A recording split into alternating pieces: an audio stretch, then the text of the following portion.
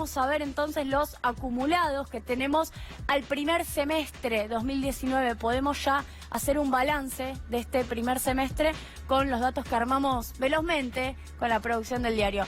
22,4% solamente en 6 meses. Si hacemos una estimación, si se quiere, optimista para el segundo semestre de 2019, que es realmente muy incierto. Si hay segundos semestres inciertos, el 2019 es el más incierto de todos porque verdaderamente no sabemos qué va a pasar con el dólar. Con lo cual... 40, después de haber dicho hace poco tiempo que iba a ser el 30. Ahí, si se mantuviese ese promedio, estaríamos en un poco más del 40 todavía. Pero el Fondo Monetario, que nunca acierta, dice ahora que la inflación va a ser en el año del 40%.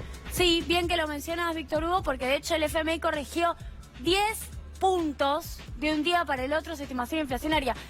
Tal vez no están todos familiarizados con cómo son las encuestas o las consultoras en términos económicos. Ahora, piensen en una consultora política. Si una consultora política hoy le da 10 puntos más a un candidato y al día siguiente le da 10 puntos menos a un candidato, cualquiera pensaría que es una consultora que está un poco errada respecto de qué medición está haciendo. Bueno, el FMI un día dijo 30, que era hasta el viernes pasado, y ayer publicó 40% de inflación. Este 22,4 de cualquier manera podría significar que sea más del 40% la inflación en 2019. Se podría llegar a pensar hasta en un 42, 43%, dependiendo de qué pase con el dólar. Vamos ahora sí al dato de la acumulada, que es lo que dijimos en la apertura del programa, 55,8%.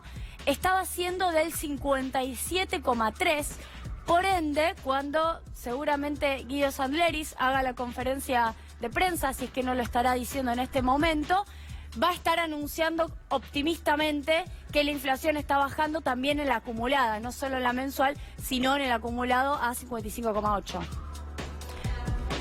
¿Cómo vamos a estar en vivo en el momento en que Sandleris dé esa información? Por supuesto, va a estar Julia analizando el tema.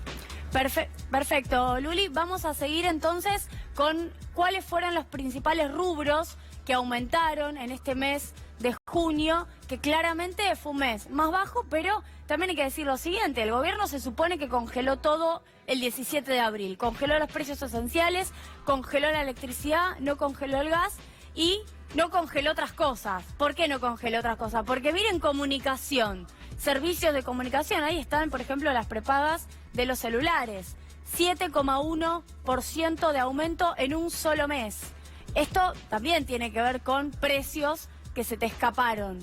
Recreación y cultura, uno puede decir que tiene algún sentido por la estacionalidad, estamos en un mes de vacaciones, junio al menos, un mes en donde se pudo haber aumentado eso, 3,7%.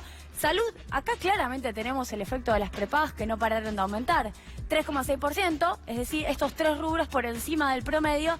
Y, por ejemplo, vivienda y servicios, vivienda incluye alquileres, expensas y servicios incluye agua, luz, gas, 2,7%, con lo cual tampoco es que evolucionaron por debajo del promedio como se pudo haber esperado considerando el congelamiento tarifario que se aplicó a partir del mes de abril. Hay que ver qué pasa en el mes de julio, pero a priori lo que uno ve es que los principales rubros que impulsaron la inflación hacia arriba son estos y que sigue sin quedar muy clara cuál es la política antiinflacionaria, porque solamente ha quedado en la tasa, y la tasa sigue estando en un 58% y sin embargo la inflación tarda en ceder al mismo ritmo que el gobierno quisiera, desde ya que 2,7 es más bajo que el mes anterior, pero el acumulado es más alto que hace un año. Mira, Víctor Hugo, cuando llegó Christine Lagarde a la Argentina en junio 2018, la inflación acumulada, en realidad en julio se firmó el memorándum, era del 30%, que se acumula esos últimos 12 meses. Los últimos 12 meses de inflación acumulada, un año más tarde de la llegada del Fondo Monetario Internacional a la Argentina, son 25 puntos más elevados que el año anterior. Donde ponga la mirada, Julia, todo lo que el Fondo Monetario Internacional trajo fue un agudizamiento de las desgracias por las que estaba atravesando la Argentina.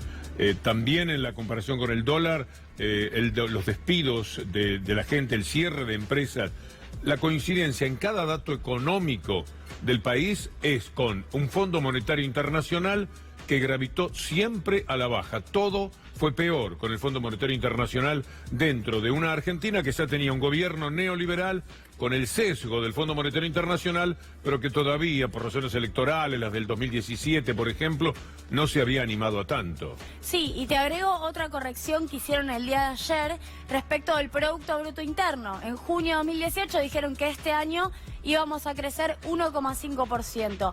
Ayer cambiaron a una caída de 1,3% para este 2019, año electoral, año en el cual han desembolsado al menos una enorme cantidad de dinero. 10.000 millones desembolsaron en marzo, 5.600 millones desembolsaron la semana pasada y otros 5.600 millones en septiembre, previo a las elecciones. Y sin embargo, la caída será, según el Fondo Monetario Internacional, de 1,3% en el Producto Bruto Interno 2019. Después le quiero preguntar a Julia, cuando esté aquí en la mesa, ¿qué cosas son gravitantes para que un país crezca o no, para que el Producto Bruto Interno mejore?